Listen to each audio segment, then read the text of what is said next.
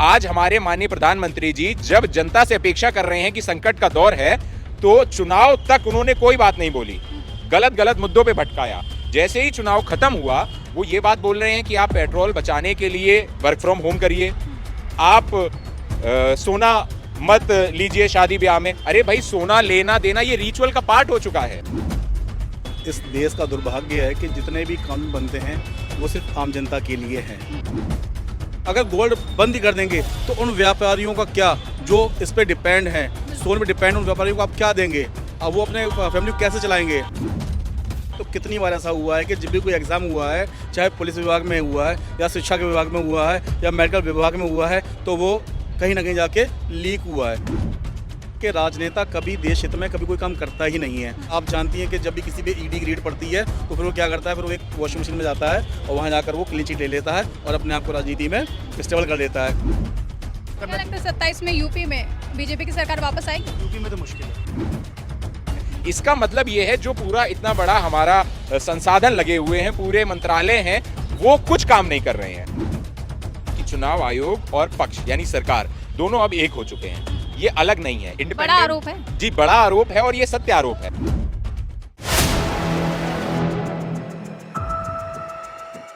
नमस्कार, 4PM में आप सभी का स्वागत है और मैं हूं आपके साथ आकांक्षा यादव। दोस्तों, प्रधानमंत्री नरेंद्र मोदी का एक बयान हाल ही में सामने आया है जिसमें उन्होंने कहा है कि 1 साल तक सोना ना खरीदें, पेट्रोल डीजल का कम इस्तेमाल करें क्योंकि आगे नई ऊर्जा संकट आने वाली है। जैसे कि हमने देखा था कि कोरोना काल में भी ऐसे एक बयान सामने आया था प्रधानमंत्री नरेंद्र मोदी की ओर से। उन्होंने कहा है कि हम सभी को तैयार होने की ज़रूरत है।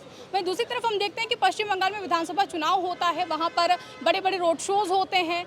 प्रधानमंत्री नरेंद्र मोदी के काफिले में कई गाड़ियाँ पहुँचती हैं, क्या उनमें पेट्रोल डीजल का इस्तेमाल नहीं हुआ है? क्या वो गाड़ियां पानी से चल रही हैं? इसी पर आम पब्लिक की क्या राय है, उस पर हम बातचीत करने के लिए यहाँ मौजूद हैं। सर, आपकी क्या राय है? क्या जिस तरीके से प्रधानमंत्री नरेंद्र मोदी ने कहा है कि पेट्रोल डीजल का कम इस्तेमाल करें, लेकिन हम चुनावी जो रैलियां होती हैं, सभाएं होती, रोड शोज होते हैं, हम देखते हैं कि उसमें तमाम काफिले चलते हैं। ये दोहरी जो मानसिकता है, इसको लेकर के आप क्या कहना चाहते हैं?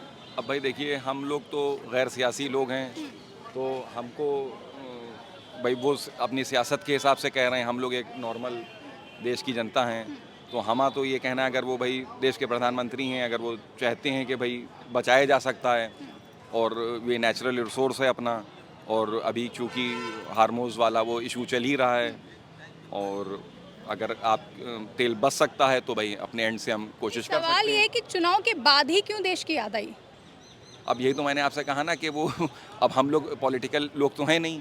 अब अगर पॉलिटिकल हूँ हम, तो उस हिसाब से उसका पॉलिटिकल वो करें। हम तो भाई अगर वो प्रधानमंत्री जी कह रहे हैं तो भाई उस हिसाब से ठीक है। क्या लगता है 27 में यूपी में बीजेपी की सरकार वापस आएगी?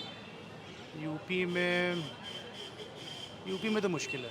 यूपी में मुश्किल। मतलब आप योगी जी के काम से खुश नहीं है? नहीं, काम से खुश नाखुश की बात नहीं है, लेकिन यह है कि एंटी कम्बेंसी भी हो जाती है। 10 साल गवर्नमेंट चल चुकी है, तो थोड़ा ये फैक्टर भी रहता है। तो जैसे बंगाल में खेला देखने को मिला, यूपी में भी हो सकता है? हाँ, क्यों नहीं हो सकता? मैडम, इस देश का दुर्भाग्य है कि जितने भी कानून बनते हैं वो सिर्फ आम जनता के लिए हैं।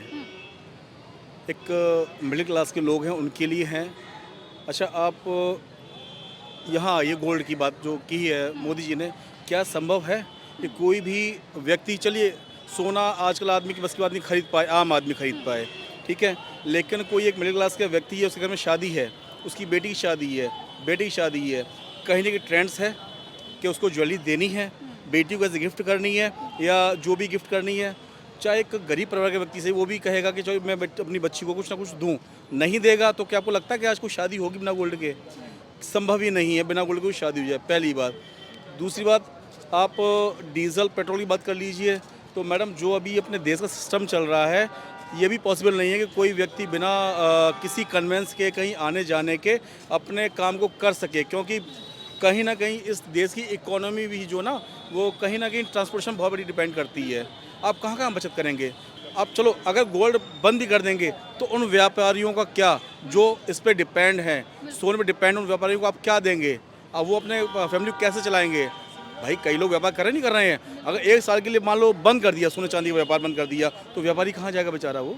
मैडम, ये इस देश का दुर्भाग्य है कि जिन मुद्दों पे बात होनी चाहिए, जो हमारे माननीय प्रधानमंत्री जी को वादे करने चाहिए, वो चीज़ें नहीं होती हैं, और जो चीज़ें बिल्कुल निरार्थक है, जिनका कोई मतलब जो कह लो, जिनका कोई मतलब नहीं है। ऐसी बातें हमारे सामने आती हैं जो शायद होना संभव नहीं है। आपने वादों का जिक्र किया, शिक्षा को लेकर के बड़े बड़े वादे किए गए थे। हमने देखा कि नीट का पेपर लीक हो गया है, रद्द हो गया है।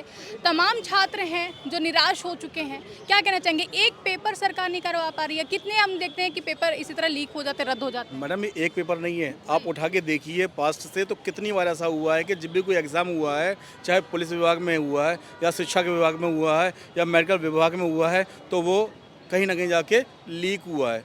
अब आप सोचिए, एक बच्चा वो जिसने सारी साल मेहनत की, 1 साल से 2 साल से प्रिपरेशन कर रहा है नीट का, ठीक है, और आप जानते हैं कि हमारे आज इंडियन सिस्टम में सबसे टफ एजुकेशन मानी जाती है नीट का तैयारी प्रिपरेशन करना, ठीक है।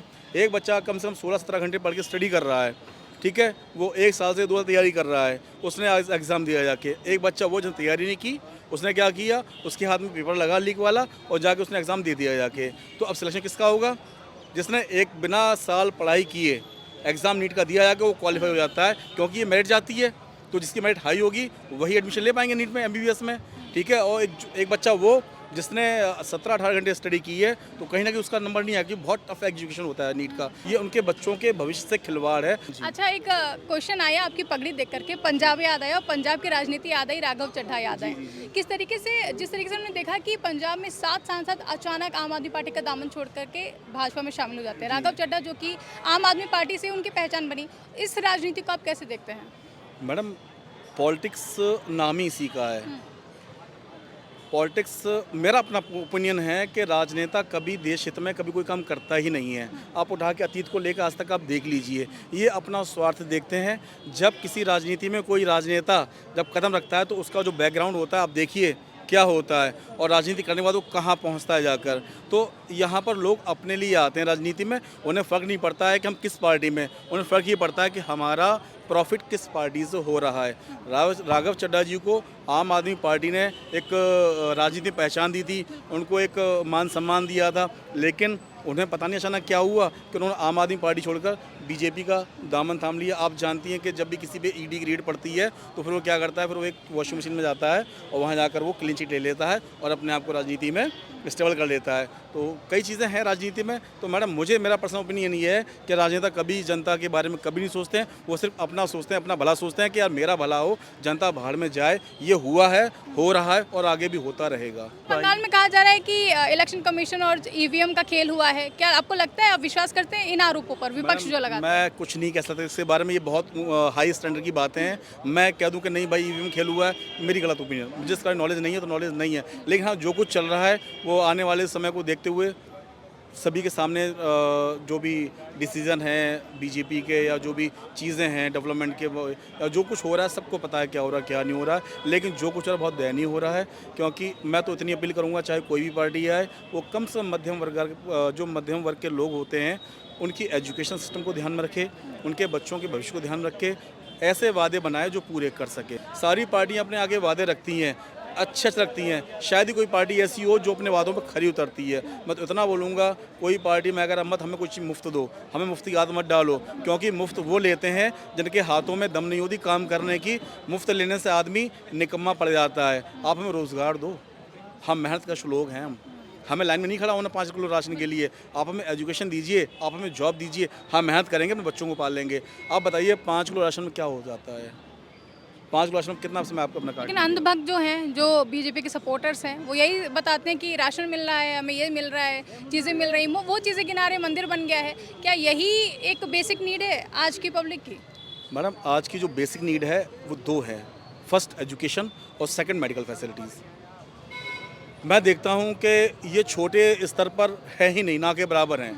आज जो देश का पैसा है वो एजुकेशन सिस्टम पर व्यर्थ जा रहा है, मेडिकल फैसिलिटी व्यर्थ जा रहा है। आप किसी भी गवर्नमेंट स्कूल में जाके देख लीजिए, वहाँ शिक्षा का स्तर क्या है। आप किसी भी गवर्नमेंट हॉस्पिटल जाके देख लीजिए, वहाँ आपके मेडिकल स्तर क्या है। पैसा इज़ टोटली वेस्ट, ठीक है। इसको सुधारने की ज़रूरत है, एजुकेशन सिस्टम को सुधारने की ज़रूरत है, इसको मॉडर्नाइजेशन करने की ज़रूरत है सिस्टम को। अगर आज इंडिया में एजुकेशन सिस्टम है तो फिर प्राइवेट संस्थाओं की वजह से है, वरना आप देखिए ना गवर्नमेंट की तरफ से क्या मिल रहा है बच्चों के लिए। जिन विद्यालयों में बच्चे पढ़ते हैं, जिनको मिड डे मील मिलता है जाके, बच्चों को नहीं पता हमें क्या पढ़ा रहे हैं, लेकिन उनको पता है आज हमें यहाँ राशन मिलना है, खाना में खाना है, तो मिड डे मील के लिए बच्चे जाते हैं, वो पढ़ने नहीं जाते हैं। और कितने गाँव के आप आज भी हालात ऐसे हैं, मैं जुड़ा हुआ हूँ गाँव से, बहुत ज़्यादा दयनीय हैं, बद से बदतर हैं, जिनके यहाँ शायद मेरे ख्याल से 5 किलो राशन बहुत कम पड़ता है। जब कोई बीमारी आ जाए ना तो वो सोचते हैं बच्चों को लेकर कहाँ जाएँ इलाज कराने के लिए। आजकल आसान नहीं है किसी के लिए। तो मेरी तो बस यही अपील है जो भी सरकार है मौजूदा या आने वाली, कि प्लीज़ आप ना एजुकेशन सिस्टम को और मेडिकल सिस्टम को स्ट्रॉन्ग करें, इसकी हमें बहुत आवश्यकता है। सर, प्रधानमंत्री नरेंद्र मोदी ने कहा है कि 1 साल तक सोना मत खरीदिए, शादी हो, कोई इवेंट हो तो उसको टाल दीजिए। कहा है कि पेट्रोल डीजल का कम खर्च करें क्योंकि हमारे सामने ऊर्जा संकट आने वाला है। चलिए ठीक है, मानते हैं कि वो लोगों को आगाह कर रहे हैं ताकि सतर्क रहें हम लोग। लेकिन जब बंगाल का चुनाव होता है, वहाँ रैलियाँ होती हैं, रोड शो होते हैं, उनमें जो गाड़ियाँ चलती हैं, काफिले चलती हैं, जो कि 1-2 गाड़ी नहीं चलती हैं, वहाँ पर बहुत सारी गाड़ियाँ चलती हैं, वहाँ भी पेट्रोल डीजल का इस्तेमाल होता है। तो मोदी जी को ये ख्याल चुनाव खत्म होने के बाद ही क्यों आया, क्यों देश तभी याद आया है, आपकी क्या राय है?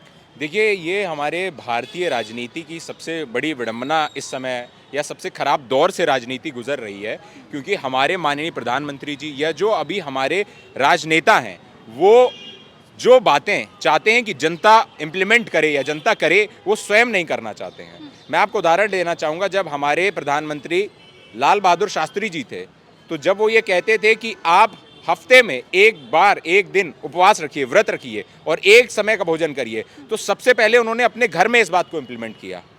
लेकिन आज हमारे माननीय प्रधानमंत्री जी जब जनता से अपेक्षा कर रहे हैं कि संकट का दौर है, तो चुनाव तक उन्होंने कोई बात नहीं बोली, गलत मुद्दों पे भटकाया। जैसे ही चुनाव खत्म हुआ, वो ये बात बोल रहे हैं कि आप पेट्रोल बचाने के लिए वर्क फ्रॉम होम करिए, आप सोना मत लीजिए शादी ब्याह में। अरे भाई, सोना लेना देना ये रिचुअल का पार्ट हो चुका है, एक हमारा कल्चर बन चुका है। इसको आप सडन कैसे इसको मना कर सकते हैं? इसका मतलब ये है जो पूरा इतना बड़ा हमारा संसाधन लगे हुए हैं, पूरे मंत्रालय हैं, वो कुछ काम नहीं कर रहे हैं। अगर वो सच में काम कर रहे होते तो हमारे भारत देश की इतनी खराब स्थिति न हुई होती। याद करिए, जब मनमोहन सिंह जी प्रधानमंत्री थे तो वही पूरे विश्व में आर्थिक मंदी चल रही थी, लेकिन भारत बहुत इफेक्टिवली उसको टैकल कर रहा था। तो ये भाव, ये काम इस सरकार में क्यों नहीं हो पा रहा है? क्यों? क्योंकि ये सरकार काम करती है प्रचार तंत्र पर।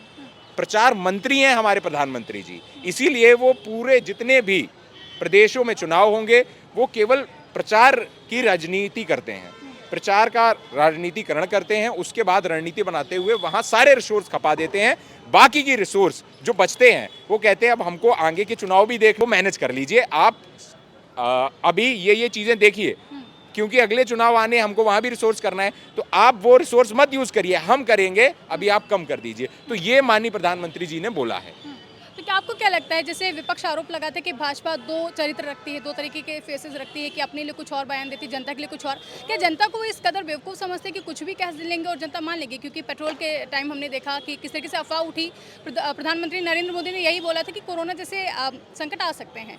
इतनी बात पे पेट्रोल पंप के सामने लाइनें लग गई थी। क्या अब वही स्थिति फिर से नहीं हो सकती? प्रधानमंत्री वहाँ मंच से बोलते हैं, क्या ये बात सदन में नहीं की जा सकती थी? देखिए, बात ऐसी है कि जो विपक्षी मुद्दा उठा रहा है, ये जेन्युइन मुद्दा है। जनता वर्तमान समय में राजनीति के, देश के सभी मुद्दों पर हाशियों पे है। जनता को अब कोई मुद्दे की राजनीति नहीं करना चाहता है कि जनता क्या चाहती है। अब वो कहा जाता है कि राजनीति करने वाले जितने भी राजनेता हैं कि हम जो कहें, मतलब प्रधानमंत्री, मंत्री जो कहें आप वो करिए। जिस वजह से अब जनता सफ़र कर रही है। जितने भी अभी आम चुनाव हुए हैं, उनमें मुझे लगता है जनता ने अगर अपने मुद्दों को लेकर वोट किया है तो वो उनकी खुद की विजय हुई है जनता की। अगर वो मुद्दों से हट के वोट करते हैं तो खामियाजा इसी तरीके से भुगतना पड़ेगा कि हम सोना ना खरीदें, हम पैदल चल लें। इतनी गर्मी में आम आदमी साइकिल चलाएगा, उसको आना भी है ऑफिस से, उसके बाद जाना भी है, कैसे वो अपने खुद की चीज़ों को मैनेज करे? तो बहुत सारी ऐसी चीज़ें हैं जिस पर जनता का दोहन हो रहा है, जनता को परेशान किया जा रहा है, और विपक्ष सच में जनता के मुद्दे उठा रहा है और जनता के सरोकार की बात कर रहा है। जब बंगाल चुनाव हुआ आपने देखा होगा कि किस तरीके से पूरी मशीनरी वहाँ लगा दी गई। विपक्ष ने कहा कि चुनाव की चोरी की गई है, वोट चोरी हुई है।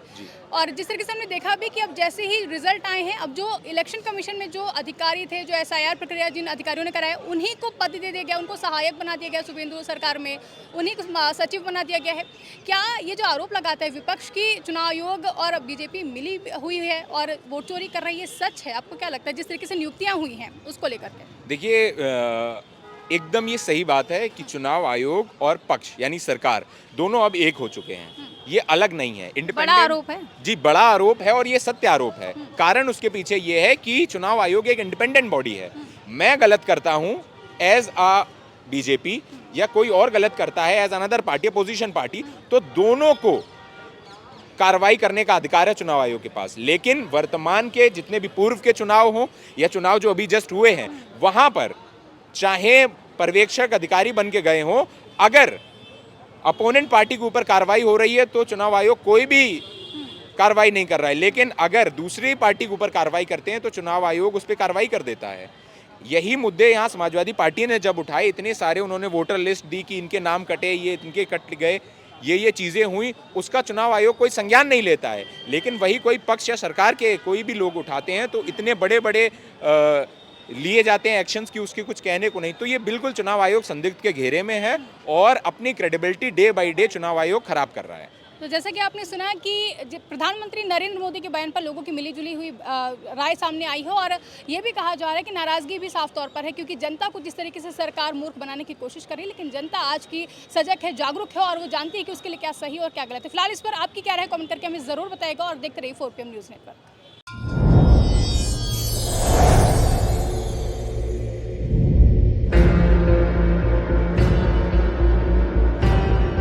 India is on the verge of bankruptcy. देश कंगाल होने वाले हैं।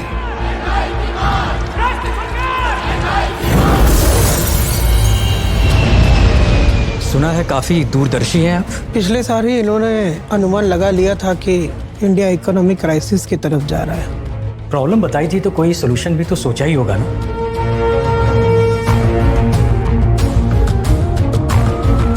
गवर्नर ने रिजाइन कर दिया है। डेप्यूटी को छोड़ के कोई सिफारिशी टट्टू ला रहे हैं गवर्नर के पोस्ट पर। जिसने कभी इकोनॉमिक्स नहीं पढ़ी वो अब देश की इकोनॉमी सुधारेगा। क्या बोलते हैं सीआर सर, ये नए गवर्नर संभाल पाएंगे? मिस्टर गांधी के सिफारिश से आए हैं। गवर्नमेंट को तो बलि का बकरा चाहिए था। मिल गया।